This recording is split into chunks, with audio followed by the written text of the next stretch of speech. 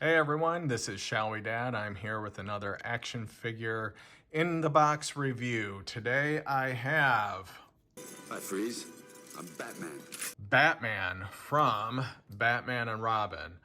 I'm really excited about this one, and you may be wondering why, because let's all face it.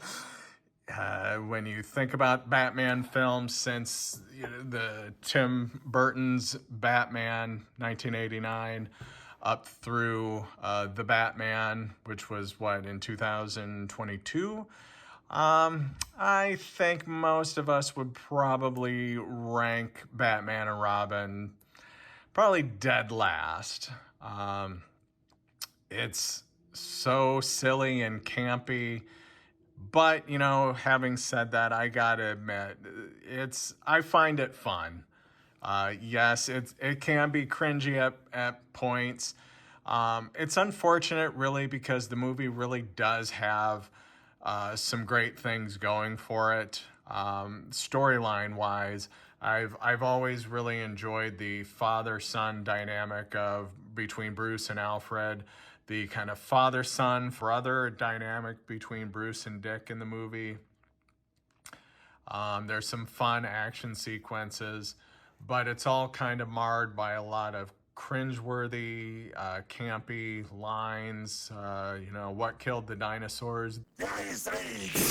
And oh, so many more. But action figure wise, let's talk about this. This figure is a damn good depiction, I think, of Clooney as Batman. I think they really did a great job with the likeness. Of course, you only see what? Is it even a third, a half, of his face? But it just does look really good. I've done this on other videos too. I'm trying to go up here and pinch zoom. Sorry about that, but you know, try to get that at a good spot.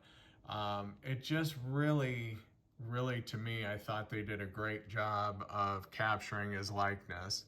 And just again, overall, the maybe we shouldn't be surprised that they can do such a great job with the suit versus trying to match the mold of the suit here to how it looked in the movie maybe is an easier thing to do than capture the likeness of someone's face.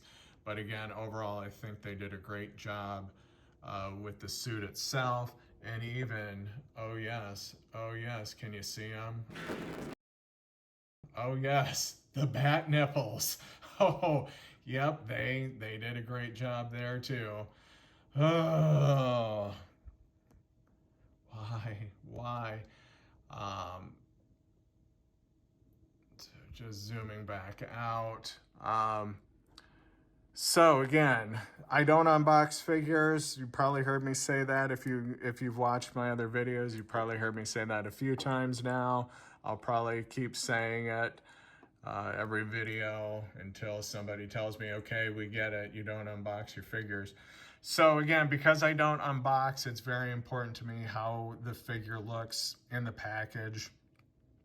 I could definitely see myself passing up a figure that I might otherwise want if the way it looks in the packaging is bad. But this one, I mean, it's not an overly pose. I mean, it's a fairly simple pose, just Batman with his arms kind of, bent, hands in fists, balled up into fists. Probably again to everyone, collector's Bane, if you will, and no pun intended. And obviously, Bane wasn't even. No, wait, he was in this film, wasn't he? Just not part of this wave. Don't know if we'll ever get a Batman and Robin Bane.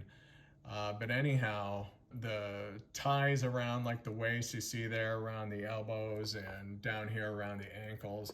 Really wish they could find a way to box figures without those. They are just a bit of a detraction from the enjoyment of the figure as it sits in the box. But otherwise, no complaints there. Just trying to take a look here. I mean, really, I mean, this is a great figure. I think that's a rubber cape.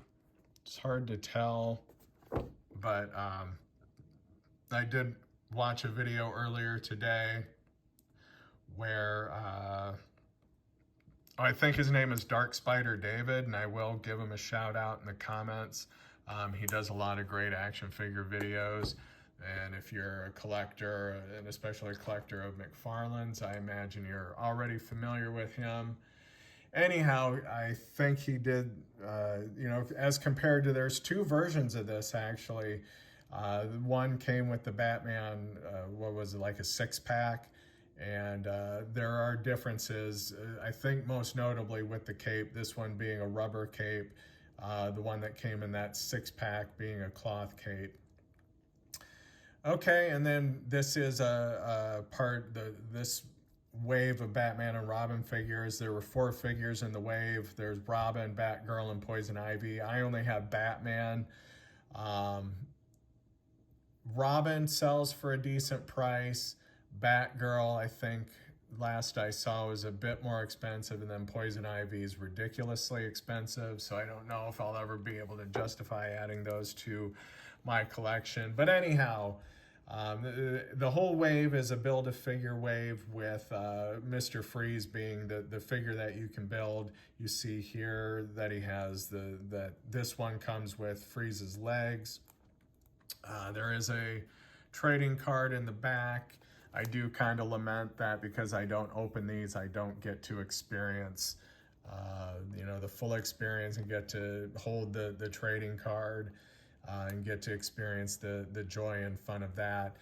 Looks like the picture there is kind of the same Batman picture you've probably seen a million times on a million different promotional on posters.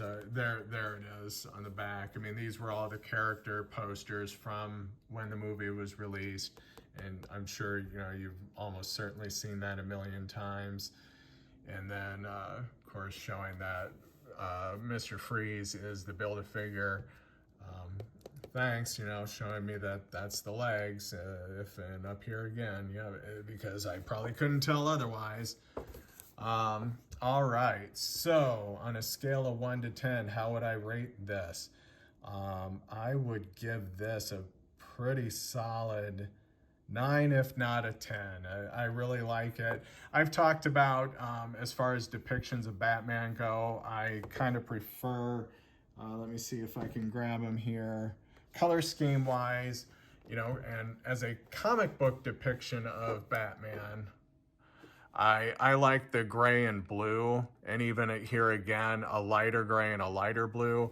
Movie-wise, though, this really works for me. I kind of wonder, and I know we did get a taste of Batman in blue and gray in the Flash movie, just a small taste.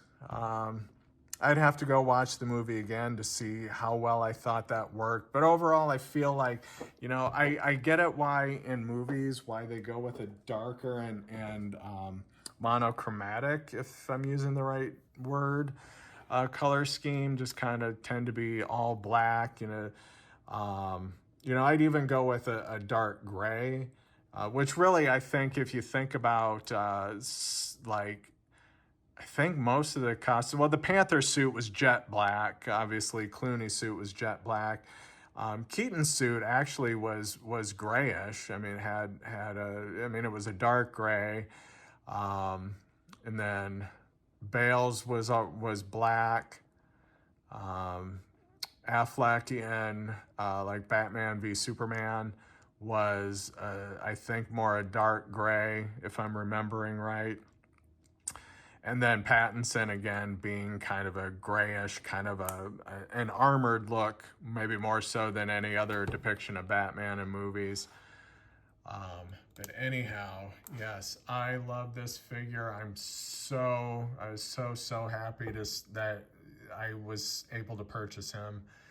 And I'm just going to love having this in my collection. And so there's only one thing left, and that's to answer the question raised by the thumbnail: should you buy it? And obviously, I think you know my answer. I did buy it. I bought this figure for around $24. If you can find it for that or less, I would absolutely buy it. If it's over 25, I guess it depends on either how much of a completist you are in terms of buying Batman figures, or how much of a fan of the Batman character you are, or just a fan of the movie, or if you want it for the Build-A-Figure. So again, 25 or less, it's a definite buy. Anything over that, and it really depends. So thank you for watching. If you like this one, like and subscribe. I've got a million figures that I can do videos on. This is just one of many.